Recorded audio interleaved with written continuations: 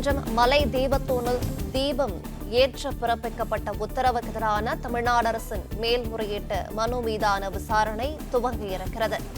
திருப்பரங்குன்றம் மலை தீபத்தூணில் தீபம் ஏற்ற பிறப்பிக்கப்பட்ட உத்தரவுக்கு எதிரான தமிழ்நாடு அரசின் மேல்முறையீட்டு மனு மீதான விசாரணை துவங்கியிருக்கிறது. கார்த்திகை திருநாளின் போது திருப்பரங்குன்றம் மலை தீபத்தூணில் தீபம் ஏற்ற உயர்நீதிமன்ற மதுரை அமர்வு நீதிபதி ஜி.ஆர். சுவாமிநாதன் உத்தரவிட்டிருந்தார். ஜி.ஆர். சுவாமிநாதன் உத்தரவுக்கு எதிராக உயர்நீதிமன்ற மதுரை அமர்வில் தமிழ்நாடு அரசு சார்பில் மேல்முறையீடு மனுவானது அளிக்கப்பட்டிருக்கிறது. தற்போது அந்த மனுவின் விசாரணையானது துவங்கியிருக்கிறது. விவரங்களை செய்தியாளர் ராஜகுமரன் வழங்கிட கேட்கலாம். ராஜகுமரன் வணக்கம், விவரங்களை சொல்லலாம்.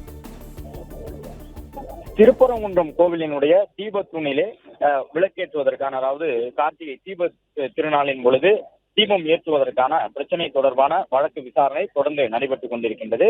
இந்த நிலையில்தான் இந்த வழக்கு ஏற்கனவே உயர்நீதிமன்ற மதுரை கிளை அமர்வில் விசாரிக்கப்பட்டிருந்த நிலையில் அது குறித்த மேல்முறையீட்டு வழக்கின் விசாரணை தற்பொழுது தொடங்கி இருக்கின்றது.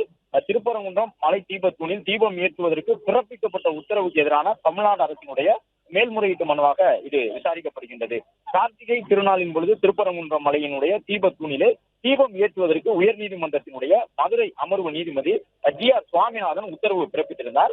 ஒரு முறை அல்ல, இருமுறை உத்தரவு பிறப்பித்து தமிழ்நாடு காவல்துறையினர் மனுதாரர்களுக்கு, அதாவது தீபத்தூணிலே நாங்கள் தீபம் ஏற்றுவதற்கு அனுமதிக்க வேண்டும் என்று உயர்நீதிமன்றத்தின் மதுரை அமர்வை நாடியிருந்த மனுதாரர்களை பாதுகாப்பாக அழைத்து சென்று மரபுப்படி திருப்பரங்குன்றம் மலையினுடைய தீபத்தூணிலே தீபம் ஏற்றுவதற்கு காவல்துறை பாதுகாப்பு வழங்க வேண்டும் என்று கார்த்திகை தீப திருநாளை ஒட்டி 2 முறை நீதிபதி அவர்கள் தன்னுடைய உத்தரவினை பிறப்பித்திருந்தார். ஆனாலும் கூட தமிழ்நாடு அரசு 144 தடை உத்தரவு அமலில் இருந்தது உள்ளிட்டவற்றை சுட்டிக்காட்டியும், அது மட்டுமல்லாமல் கடந்த ஒரு 100 ஆண்டுகளாக எங்கே தீபம் ஏற்றப்பட்டதோ அந்த இடத்தில் இந்த ஆண்டும் தீபம் ஏற்றுவோம் என்று குறிப்பிட்டதன் காரணமாக கோவில் நிர்வாகத்தினுடைய அந்த ஆலோசனையின் அடிப்படையிலே புதிதாக, அதாவது 100 ஆண்டுகளாக ஏற்றப்பட்ட இடத்திற்கு மாற்றாக வேறொரு இடத்திலே தீபத்தூணிலே தீபம் ஏற்றுவதற்கு அரசு அனுமதி வழங்கவில்லை.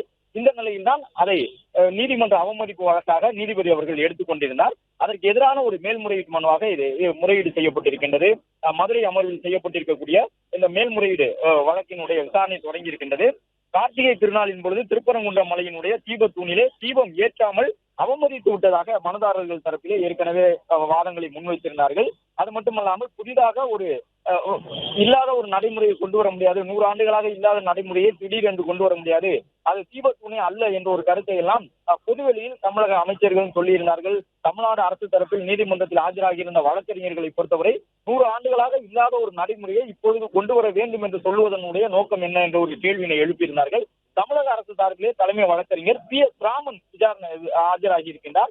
உண்மையிலேயே இந்த பிரச்சனைக்கு தீர்வு காண வேண்டும் என்றால் அமைதியாக இருங்கள், இடையீட்டு மனு ஏற்கப்படாது என்று நீதிபதிகள் சொல்லியிருக்கின்றார்கள். 2 பக்கமும் மாறி மாறி மனுக்கள் தாக்கல் செய்யப்படுகின்றன. இது மட்டுமல்லாமல் ஒரு சில பொதுநல மனுக்களும் தாக்கல் செய்யப்பட்டிருக்கின்றன. அவற்றையெல்லாம் சுட்டிக்காட்டி இருக்கக்கூடிய நீதிபதி அவர்கள் உண்மையிலேயே இந்த பிரச்சனைக்கு தீர்வு காண வேண்டும் என்றால் நீங்கள் அனைவரும் அமைதியாக இருக்க வேண்டும், இடையீட்டு மனுக்களை தாக்கல் செய்யாதீர்கள் என்ற ஒரு கருத்தை சொல்லி இருக்கின்றார்கள். தமிழக அரசு சார்பிலே தலைமை வழக்கறிஞர் பி.எஸ். ராமன் விசாரணைக்கு ஆஜராகி இருக்கின்றார். நீதிபதிகள் ஜெயச்சந்திரன், கே. ராமகிருஷ்ணன் அமர்வு முன்பாக இந்த விசாரணை தொடங்கி இருக்கின்றது. ஏற்கனவே இவர்கள் தான் நீதிபதிகள் ஜெயச்சந்திரன், கே. ராமகிருஷ்ணன் ஆகியோர் தான் ஒரு முக்கியமான ஒரு இடைக்கால தீர்ப்பை வழங்கி இருந்தார்கள். அதில் தமிழக அரசினுடைய ஒரு கோரிக்கையை ஏற்றுக்கொள்ள மறுத்திருந்தார்கள் இந்த அமர்வு நீதிபதிகள் ஜெயச்சந்திரன், கே. ராமகிருஷ்ணன் ஆகிய நீதிபதிகள். அது என்னவென்றால், தமிழக காவல்துறை இருக்கும் பொழுது நீதிபதி தனிப்பட்ட முறையிலே நீதிமன்ற காவலுக்கு இருக்கக்கூடிய மத்திய பாதுகாப்பு படைப்பிரிவினரை எப்படி திருப்பரங்குன்றம் கோவில் மலைக்கு அனுப்பி இருக்கலாம்? இது தமிழக அரசினுடைய அதிகாரத்தை மீறக்கூடிய செயல், தமிழக காவல்துறையினுடைய அதிகாரத்தை மீறக்கூடிய செயல் என்கின்ற ஒரு நீதிமன்ற அவமதிப்பாக தமிழக அரசு தங்களுடைய முறையீட்டை ஏற்கனவே முன்வைத்திருந்தார்கள். அப்பொழுது தமிழ்நாடு காவல்துறை சரியாக செயல்படவில்லை, மனுதாரருக்கு பாதுகாப்பு வழங்கவில்லை. அதன் காரணமாகத்தான் நீதிபதி வேறு வழி இல்லாமல் மத்திய பாதுகாப்பு படைப்பிரிவினரை திருப்பரங்குன்றத்திற்கு அனுப்பியிருந்தார். இதில் எந்த அதிகார துஷ்பிரயோகம் நடந்துவிடவில்லை என்று சொல்லி தமிழ்நாடு அரசுக்கு மறுப்பாக ஒரு விளக்கத்தை வழங்கியிருந்தார். அதே நீதிபதிகள் ஜெயச்சந்திரன் மற்றும் கே. ராமகிருஷ்ணன் ஆகியோர் முன்பாகத்தான் இந்த மேல்முறையீட்டு மனு விசாரிக்கப்படுகின்றது. இப்பொழுதும் இந்த மேல்முறையீட்டு மனுவோடு நீதிமன்ற அமர்வை நாடியிருப்பது தமிழ்நாடு அரசு தான். தமிழ்நாடு அரசு சொல்லக்கூடிய கருத்து என்னவென்றால், 100 ஆண்டுகளாக இல்லாத ஒரு நடைமுறையை ஏன் கொண்டு வர வேண்டும் என்று கேட்கின்றார்கள். மனுதாரர்கள் கேட்பது காலமாக இருந்து வந்த ஒரு நடைமுறை 100 ஆண்டுகளுக்கு முன்பே அதன் பிறகு மீண்டும் அதை தொடர வேண்டும் என்று கேட்பதிலே என்ன தவறு இருக்க முடியும்? அது தீபம் ஏற்றுவதற்காக உருவாக்கப்பட்ட ஒரு தூண். அந்த தூணிலே தீபம் ஏற்றுவதில் யாருக்கு என்ன பிரச்சனை இருக்க முடியும் என்ற ஒரு கேள்வியினை முன்வைக்கின்றார்கள். உச்சநீதிமன்றத்திற்கு கூட இந்த வழக்கு சென்றிருக்கின்றது. உச்சநீதிமன்றத்திலும் விசாரிக்கப்படுகின்றது, வாதங்கள் முன்வைக்கப்படுகின்றன. தமிழ்நாடு அரசை பொறுத்தவரை கிட்டத்தட்ட தர்கா அமைந்திருக்கக்கூடிய மலைப்பகுதிக்கும் திருப்பரங்குன்றத்தினுடைய தீபத்திற்கும் இடையில் இருக்கக்கூடிய தூரம் என்பது வெறும் 15 மீட்டர் தூரம் கொண்டதாக இருக்கின்றது. மறைமுக அஜெண்டாவுடன் அந்த தீப தூணிலே தீபம் ஏற்ற வேண்டும் என்று ஒரு சிலர் முறையிடுகின்றார்கள் என்பது தமிழக அரசு தரப்பு வழக்கறிஞர்களின் தொடர்ச்சியான வாதமாக இருந்து வருகின்றது. அதே நேரம் தர்கா அமைந்திருக்கக்கூடிய பகுதிக்கும் இந்த தீபத்தூண் இருக்கக்கூடிய இடத்திற்கும் இடையிலே நீண்ட தூரம் இருக்கின்றது. தீபத்தூணிலே தீபம் ஏற்றுவதால் தர்காவினுடைய வழிபாட்டு முறைகளுக்கு எந்த பாதிப்பும் இல்லை. ஆண்டில் ஒரு நாள் மட்டும்தான் அந்த தீபத்தூணிலே தீபம் ஏற்றப்பட இருக்கின்றது. எனவே தர்காவிற்கோ வழிபாட்டு முறைக்கோ எந்த பாதிப்பும் இல்லை. தர்காவில் நடைபெறக்கூடிய வழிபாட்டை யாரும் மறுக்கவில்லை. தர்காவினுடைய அந்த சொத்துகளுக்கு கீழே இருக்கக்கூடிய சொத்துகளுக்கு படிகளுக்கு யாரும் எதிர்ப்பு தெரிவிக்கவில்லை. கேட்பது என்பது நிவாரணமாக கேட்பது தீபத்தூணிலே மீண்டும் தீபம் ஏற்ற அனுமதிக்க வேண்டும் என்பதுதான் என்ற ஒரு கருத்தை தமிழக அரசுக்கு எதிராக தொடர்ச்சியாக மனுதாரர்கள் தரப்பில் முன்வைத்து வருகின்றார்கள். ஏற்கனவே பல்வேறு இடையீட்டு மனுக்கள் தாக்கல் செய்யப்பட்டிருந்தன. அந்த இடையீட்டு மனுக்களை எல்லாம் தாக்கல் செய்யாமல் இந்த பிரச்சனைக்கு உண்மையிலேயே தீர்வு காண வேண்டும் என்றால் அமைதியாக இருங்கள் என்ற ஒரு கருத்தை நீதிபதிகள் சொல்லி இருக்கின்றார்கள். அதன்படி நீதிபதிகள் ஜெயச்சந்திரன் மற்றும் கே ராமகிருஷ்ணன் அமர்வு முன்பாக இந்த விசாரணை தொடங்கி நடைபெற்றுக் கொண்டிருக்கின்றது.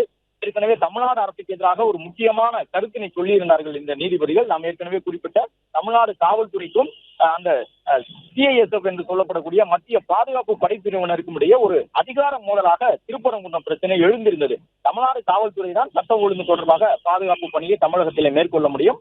மத்திய காவல் படைப்பிரிவினர் நேரடியாக தமிழ்நாட்டிலே இந்த இது போன்ற சட்டம் ஒழுங்கை கையில் எடுத்துக்கொண்டது கிடையாது. விவரங்களை வழங்கியமைக்கு நன்றி. பிளே ஸ்டோர் மற்றும் ஆப் ஸ்டோரில் இருந்து பாலிமர் செயலியை QR கோடு மூலம் பதிவிறக்கம் செய்யுங்கள். செய்திகளை உடனுக்குடன் பெறுங்கள்.